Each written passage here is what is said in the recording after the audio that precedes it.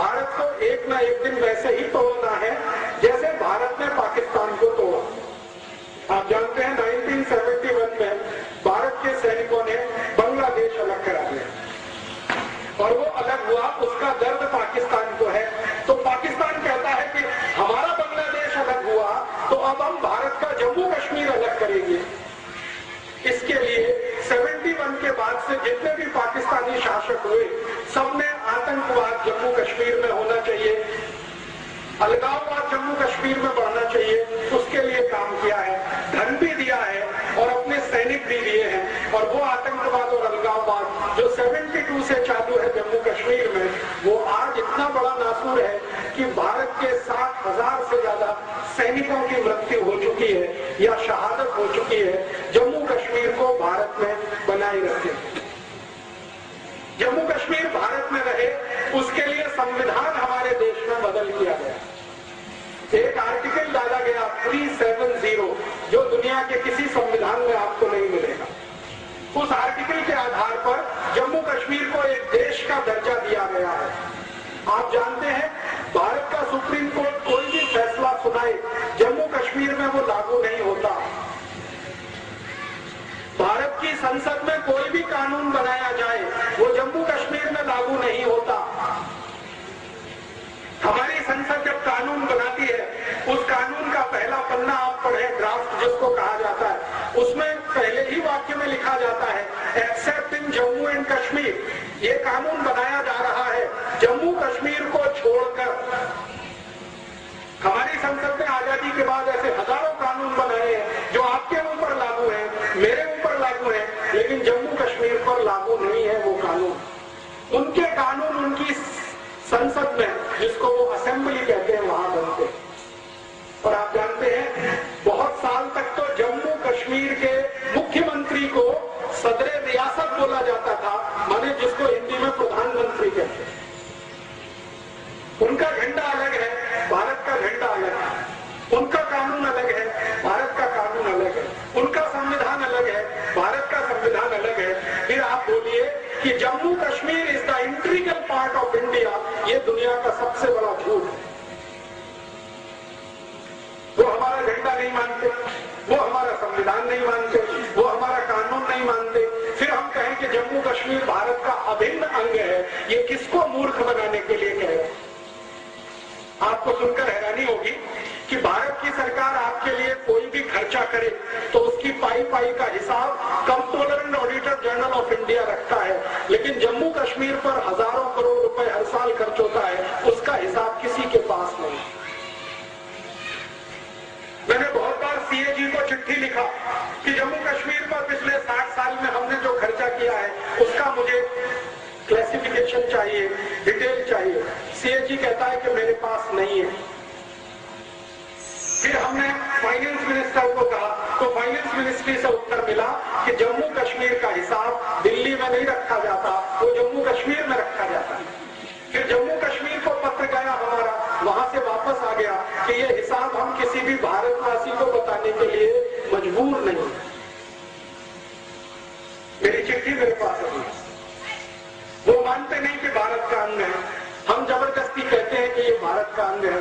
पाकिस्तान वहां आतंकवादी भेजता रहता है, खुराफात करता रहता है, उनके लिए पैसा उपलब्ध कराता रहता है। अब आप सोचेंगे कि पाकिस्तान में इतना दम है कि वो 60 साल से आतंकवादियों को भेज के पैसा खर्च करके इसको चलाए रख सकता है, तो आप सुनकर ताज्जुब करेंगे। पाकिस्तान की दम नहीं है ये सब करने की।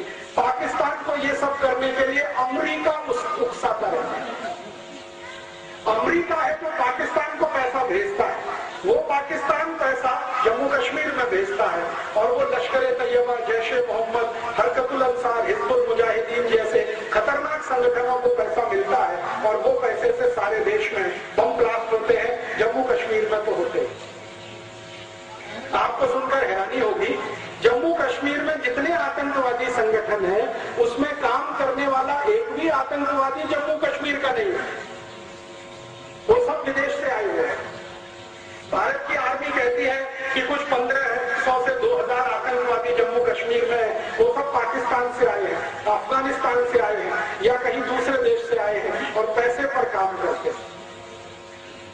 और हमारी सरकार की कैसी विचित्र है, जम्मू कश्मीर में एक संगठन है जिसका नाम है हुर्रियत कॉन्फ्रेंस। ये छोटी छोटी पार्टियों का एक बड़ा समूह है।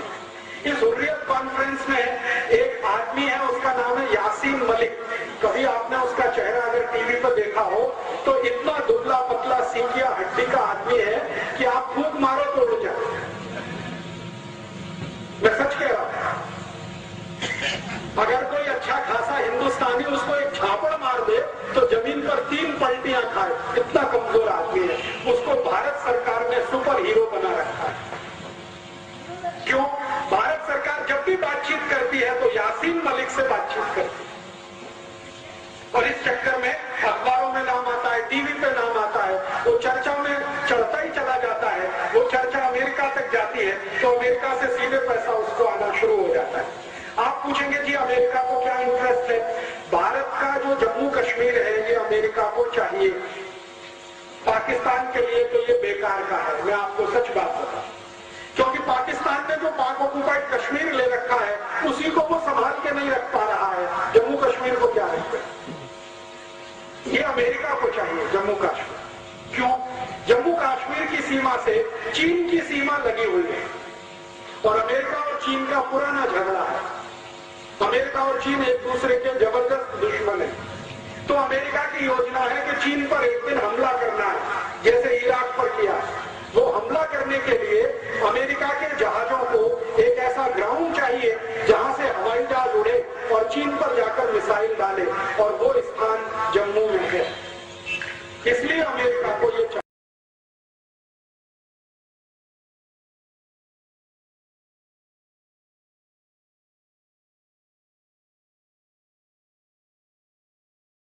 को सामने रख के जम्मू कश्मीर लेना चाहिए। ये है कि अमेरिका की जो भविष्य में हो सकने वाली राष्ट्रपति would be president Hillary Clinton अभी थोड़े दिन पहले भारत आई, और हमारे भारत में एक टीवी चैनल है जिसका नाम है आज तक। आज तक टीवी चैनल में प्रभु चावला ने हिलेरी क्लिंटन का इंटरव्यू लिया और उसमें एक ऐसा सवाल पूछ लिया जो गलती से वो सच बोल गई। गलती से, कभी कभी आदमी जो है ना गलती से सच बोल जाता है। हिलेरी क्लिंटन को पूछ लिया कि अमेरिका की सरकार ने पिछले 50 साल में जम्मू कश्मीर के मुद्दे पर हमेशा यूनाइटेड नेशन में भारत का विरोध किया है, पाकिस्तान को सपोर्ट किया, क्यों? आप जानते हैं 1952-53 से जम्मू कश्मीर का मुद्दा यूनाइटेड नेशन में, और हमारे देश के प्रथम प्रधानमंत्री पंडित जवाहरलाल नेहरू की मूर्खता के कारण वहां है, वरना वो मुद्दा वहां जाने का कोई कारण नहीं था। भारत के सैनिकों ने पाकिस्तानियों को खदेड़ दिया था, और 2 दिन और मिले होते तो लाहौर भारत में आ जाता। हमारे सैनिक वहां तक थे। नेहरू जी ने फालतू का इंटरनेशनलिज्म दिखाने के लिए इस मामले में पहले युद्ध बंद कराया, फिर उसके बाद यूनाइटेड नेशन में ले गए। उसी दिन से अमेरिका ने पकड़ के रख लिया उस मुद्दे को। तो अमेरिका 50 साल से यूनाइटेड नेशन में भारत के विरोध में और पाकिस्तान के सपोर्ट में वीटो करता रहा। तो हिलेरी क्लिंटन को यह सवाल पूछा प्रभु चावला ने, आखिर आपको जम्मू कश्मीर में क्या इंटरेस्ट? आप क्यों पाकिस्तान को सपोर्ट करते हैं यूनाइटेड नेशन में और भारत के खिलाफ वीटो लाते हैं? एक तरफ कहते हैं हमें भारत से संबंध अच्छे बनाने हैं, दोस्ती बढ़ानी है, दूसरी तरफ जम्मू कश्मीर का मुद्दा आता है यूनाइटेड नेशन में तो आप अमेरिका वाले पाकिस्तान के साथ चले जाते हैं। तो हिलेरी क्लिंटन ने गलती से कहा कि हमारी संसद ने प्रस्ताव पारित किया है कि जम्मू कश्मीर में अमेरिका का सैनिक अड्डा होना चाहिए। तो पूछा कब प्रस्ताव पारित किया? तो उसने कहा बहुत पहले। कब? 1989 में। तो पूछ लिया उससे कि प्रस्ताव का नंबर, तब तक उसको समझ में आ गया कि कोई गलती हो गई है। तब तक हिलेरी क्लिंटन को पता नहीं उसमें क्या हो गया। फिर उसने कहा sorry sorry, I am very sorry, ये मामले में मुझे कुछ मालूम नहीं है, मैंने सिर्फ कानों ऐसा सुना है। मैं वो इंटरव्यू देख रहा था, मेरे बहुत दोस्त हैं जो अमेरिका में काम करते हैं और कई अच्छी पोस्ट पर। मैंने इसी रात को उनको ईमेल किया, मैंने कहा पता लगाओ 1989 में कौन सा प्रस्ताव पारित हुआ है अमेरिकन पार्लियामेंट में जिसमें जम्मू कश्मीर में अमेरिका के सैनिक पहुंचे उसका अड्डा बनना चाहिए। बेचारे अपने हिंदुस्तानी जो वहां रहते हैं मेहनत कर आके उन्होंने ला दिया। तो प्रस्ताव संख्या है 657, 1989 अमेरिकन पार्लियामेंट में कांग्रेस में हुआ है, जिसमें उन्होंने कहा है रिपब्लिकन और डेमोक्रेट कि आज नहीं तो कल जम्मू कश्मीर में हमें सैनिक अड्डा बनाना है। क्यों? तो उन्होंने कहा कि वो बहुत महत्वपूर्ण जगह है। अगर हमारा सैनिक अड्डा जम्मू कश्मीर में बनता है तो हम चीन में भी कंट्रोल करेंगे, पाकिस्तान हमारे कंट्रोल में रहेगा, भारत भी कंट्रोल में। तो जम्मू कश्मीर की लड़ाई पाकिस्तान नहीं लड़ रहा, अमेरिका लड़ रहा। इसलिए अमेरिका को ये चाहिए। तो अमेरिका बंदूक चला रहा है पाकिस्तान के कंधे पर रख के, और ये बंदूक है कि जम्मू कश्मीर भारत से अलग हो जाए, पाकिस्तान संभाल नहीं पाएगा, पाकिस्तान ये अमेरिका को दे देगा, अमेरिका फिर वहां सैनिक अड्डा बनाएगा और वो सैनिक अड्डा एक दिन चीन के खिलाफ काम आएगा। ये है राजनीति। अब आप बोलेंगे जी अगर ये राजनीति चल रही है भारत को बर्बाद करने के लिए, तो आप पूछेंगे जी हम क्या करें, आप क्या करें? मैं आपको एक विनम्र निवेदन करने आया कि आप क्या कर सकते हैं इस पूरी राजनीति को सारे देश से खत्म करने के लिए और जम्मू कश्मीर को सच में भारत में वापस लाने के लिए। अगर आप कुछ कर सकते हैं तो जानते हैं क्या? आप में से जितने भी नागरिक यहाँ खड़े हैं, कभी भी जम्मू कश्मीर घूमने के लिए मत जाइए। आप परेशान हो जाएंगे ये सुनकर। आप कहेंगे जी दुनिया का सबसे बड़ा स्वर्ग है, दुनिया का सबसे खूबसूरत स्थान है, हम जिंदगी भर पैसा कमाते हैं, बचाते हैं, जम्मू कश्मीर घूमने जाएंगे। और राजीव दीक्षित बोल रहा है कि जम्मू कश्मीर घूमने मत जाइए। मैं ये बात पूरे जम्मू कश्मीर का 4 बार प्रवास करने के बाद कह रहा हूँ। 4 महीने में जम्मू कश्मीर में रहा, मैंने जो देखा वो आपको मैं बता रहा हूँ। आप यहाँ से यात्री और पर्यटक बनकर जब जम्मू कश्मीर जाते हैं तो आपके ऊपर सबसे ज्यादा टैक्स जम्मू कश्मीर की सरकार लगाती है, जो भारत में कभी नहीं लगता। वो सारे के सारे टैक्स का पैसा कुछ हाथों से होता हुआ आतंकवादियों तक पहुंचता है। सरकार में उनके आदमी बैठे हुए हैं आतंकवादी। आप जानते हैं थोड़े दिन पहले हमारे भारत में जम्मू कश्मीर के एक आदमी को फांसी की सजा हुई है, उसका नाम है अफजल गुरु। ये कश्मीर का है और इसने भारत की संसद पर हमला करने का पूरा प्लान बनाया था। सुप्रीम कोर्ट ने उसको फांसी की सजा दे दी है, लेकिन उसको फांसी अभी तक नहीं हो रही है। कारण समझते हैं? उस अफजल गुरु को बचाने वाले सरकार में बहुत बड़े बड़े लोग बैठे हैं।